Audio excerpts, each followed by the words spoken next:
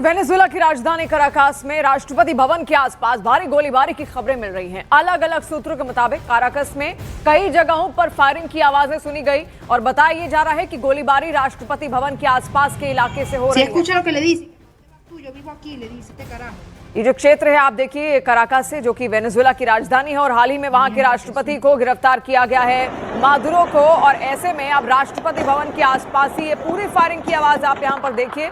अब वहां हो क्या रहा है ये जानना बेहद अहम इस वक्त है। राष्ट्रपति भवन के पास ये गोलियां वहां पर चली हैं। सवाल अब वहां पर सत्ता पक्ष में भी ये उठ रहे हैं कि अब देश आखिर आगे कौन चलाएगा, इसको लेकर भी वहां पर लगातार विवाद बना हुआ है। और ऐसे में गोलीबारी की ये आवाजें आप जो इस वक्त सुन रहे हैं वेनेजुएला के अंदर ही, और खास तौर पर मादुरो पर अब पूरा केस अमेरिका में चलेगा क्योंकि अमेरिका ने ही उनको गिरफ्तार किया है और वहां की कोर्ट में अब उनको लेकर ये पूरा केस चलाया जाएगा। आपको बता दें ड्रग्स को लेकर उन पर केस था, करप्शन का आरोप उन पर लगातार ट्रंप लगा रहे थे। 13 साल से वो वेनेजुएला के राष्ट्रपति थे और कहा यह जाता था कि मादुरो जब भी चुनाव करवाते थे वो चुनाव को प्रभावित करने का प्रयास करते थे। तो वेनेजुएला में मचे भारी घमासान के बीच में डेल्सी रोड्रिगेज ने आधिकारिक रूप से अंतरिम राष्ट्रपति पद की शपथ ले ली है। उन्हें उनके भाई और नेशनल असेंबली के अध्यक्ष जॉर्ज रोड्रिगेज ने शपथ दिलाई। डेल्सी ने शपथ ग्रहण के दौरान भावुक होते हुए कहा कि वे भारी मन से ये जिम्मेदारी संभाल रही हैं। उन्होंने निकोलस मादुरो और उनकी पत्नी सीलिया को देश का असली हीरो करार दिया। डेल्सी ने अमेरिका पर हमला बोलते हुए कहा कि वेनेजुएला अब किसी का गुलाम नहीं बनेगा। और वह न्यूयॉर्क की अदालत में पेश हुए निकोलस मादुरो ने खुद को बेगुनाह बताया। सोमवार को उन्होंने जज के सामने दावा किया कि वो अभी भी वेनेजुएला के राष्ट्रपति हैं। मादुरो के वकील ने साफ किया कि वो फिलहाल जमानत की कोई मांग नहीं कर रहे। मादुरो और उनकी पत्नी सीलिया फ्लोरेस जेल की वर्दी और बेड़ियों में नजर आए। दोनों ने नार्को टेररिज्म और ड्रग्स तस्करी के सभी 4 आरोपों को सिरे से खारिज कर दिया। कोर्ट रूम में मादुरो काफी आक्रामक दिखे और कहा कि मुझे काराकास में मेरे घर से अगवा किया गया। जज ने कहा कि मामले की अगली सुनवाई अब 17 मार्च को होगी। सुनवाई के बाद दोनों को दोबारा कड़ी सुरक्षा में जेल भेज दिया गया। अमेरिकी सेना ने 3 जनवरी को ऑपरेशन एब्सोल्यूट रिजॉल्व के तहत उन्हें काराकास से पकड़ा था। तो वेनेजुएला में अमेरिकी सैन्य कार्रवाई के बाद संयुक्त राष्ट्र सुरक्षा परिषद में भारी बवाल मचा हुआ है। देखिए, कोलंबिया के अनुरोध पर बुलाई गई इस इमरजेंसी मीटिंग में अमेरिका को जबरदस्त विरोध का सामना करना पड़ा। यूएन अंडर सेक्रेटरी जनरल ने साफ कहा कि 3 जनवरी की मिलिट्री कार्रवाई में अंतर्राष्ट्रीय नियमों की धज्जियां उड़ा दी गई। कोलंबिया में इस पूरी बैठक के दौरान कोलंबिया की तरफ से इसे वेनेजुएला की अखंडता और राजनीतिक स्वतंत्रता पर सीधा हमला बताया गया। वहीं रूस ने भी तीखे तेवर दिखाते हुए इसे अमेरिका का अक्षम्य अपराध करार दिया है। रूस और चीन ने मांग की है कि अमेरिकी प्रशासन राष्ट्रपति निकोलस मादुरो और उनकी पत्नी को तुरंत ही रिहा करे। रूस के मुताबिक इस संकट का समाधान केवल कूटनीतिक बातचीत से ही निकल सकता है। In a statement on social media on Saturday, President Donald Trump announced the conduct of a, I quote, large-scale strike against Venezuela and its leader, President Nicolas Maduro, end quote.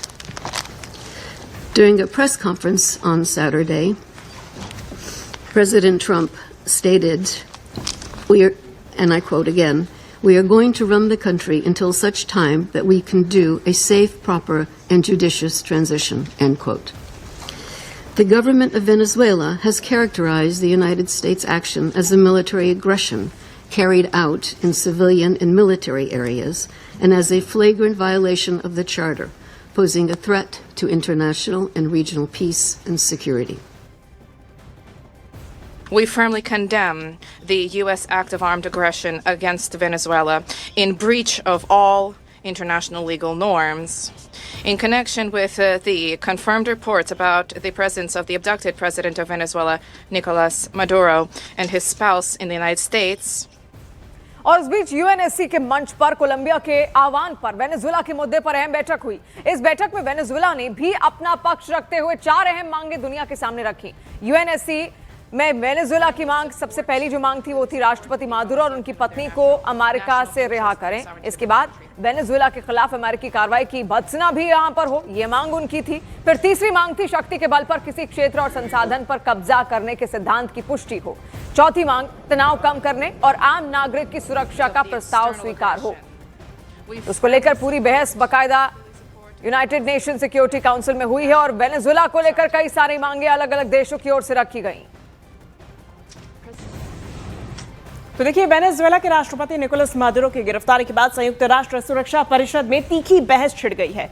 अब इसी दौरान वेनेजुएला की संसद में Maduro के बेटे Nicolas Maduro गुएरा ने भावुक संदेश दिया और कहा कि पापा देश सही हाथों में है। गुएरा ने आगे कहा कि उनके पिता को अमेरिका ने किडनैप कर लिया है। उन्होंने दुनिया से अपील की कि मादुरो को वापस वेनेजुएला लाने के लिए अंतर्राष्ट्रीय स्तर पर एकजुटता दिखाई जाए।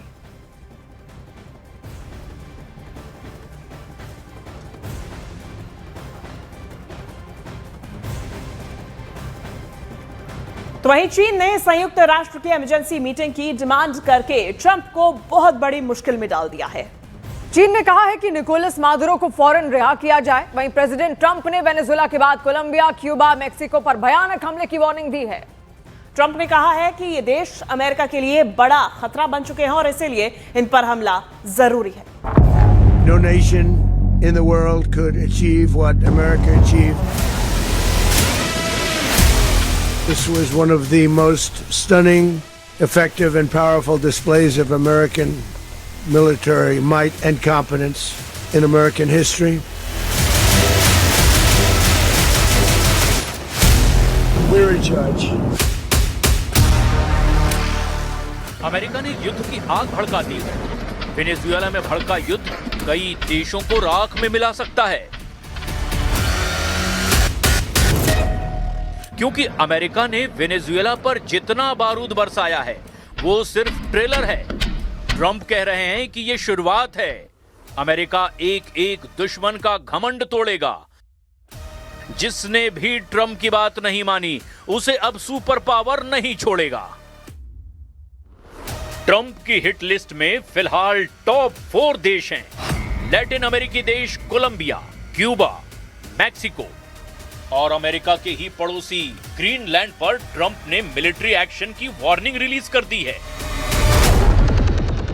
Colombia is very sick too, run by a sick man who likes making cocaine and selling it to the United States, and he's not going to be doing it very long, let me tell you. Mexico has to get their act together because they're pouring through Mexico, and we're going to have to do something. It looks like it's ready to pour. Trump ने सजा तय कर रखी है।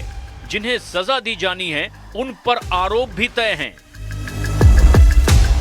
लेकिन जिन देशों में Trump धमाका कर रहे हैं उनका सबसे बड़ा कसूर यही है कि जो वेनेजुएला के राष्ट्रपति निकोलस मादुरो का है, और वो है अमेरिका की नाफरमानी, ट्रंप से गुस्ताखी। ट्रंप सबसे ज्यादा जिस पर कुपित हैं वो है कोलंबिया। कोलंबिया को ट्रंप वेनेजुएला का मददगार मानते हैं। कोलंबिया में अगस्त 2022 से गुस्तावो पेट्रो राष्ट्रपति हैं। गुस्तावो कोलंबिया के पहले वामपंथी राष्ट्रपति कहे जाते हैं। गुस्तावो पेट्रो कोलंबिया में M19 गुरिल्ला आंदोलन से जुड़े रहे हैं। गुस्तावो पेट्रो को अमेरिका का कट्टर विरोधी नेता कहा जाता है। गुस्तावो की निकोलस मादुरो से अच्छी बनती है। दोनों एक दूसरे के हक में बयान देते हैं, जिसकी वजह से ट्रंप गुस्तावो से खफा रहते हैं। वेनेजुएला पर हमले से पहले 23 दिसंबर 2025 के दिन ट्रंप ने गुस्तावो को जानलेवा धमकी दी थी। President Gustavo Petro criticized the United States by saying, well, the Southwest is stolen land and that it should be returned to Latin America. I just wanted to know what your response to that is. Well, he has to watch because, you know, he's got drug factories. They make cocaine in Colombia.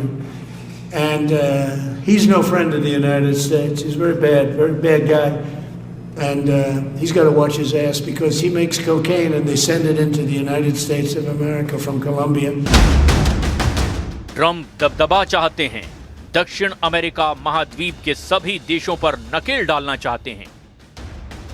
लेकिन Gustavo petro ने America की धमकियों को Caribbean देशों पर कब्जे का plan बताया। Petro बार बार ये आरोप लगा रहे हैं कि ड्रग तस्करी का बहाना बनाकर ट्रंप कई देशों में कठपुतली हुकूमत बनाना चाहते हैं।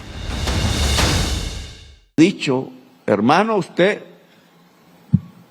se está juntando es con los narcotraficantes.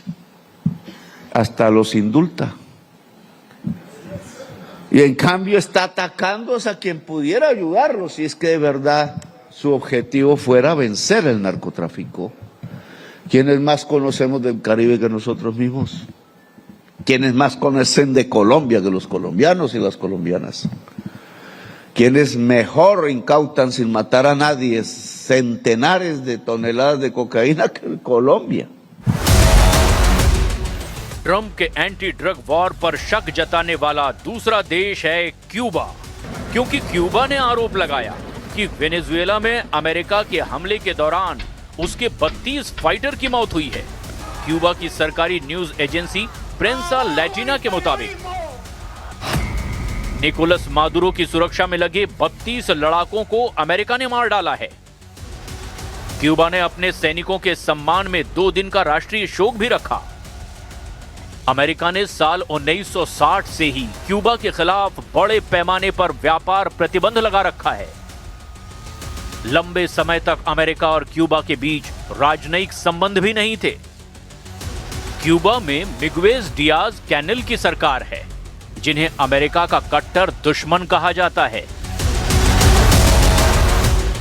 Trump को यकीन है कि क्यूबा पर हमले की जरूरत नहीं पड़ेगी, क्योंकि वेनेजुएला से मिलने वाली आर्थिक मदद रोककर वो इस देश को बर्बाद कर डालेंगे।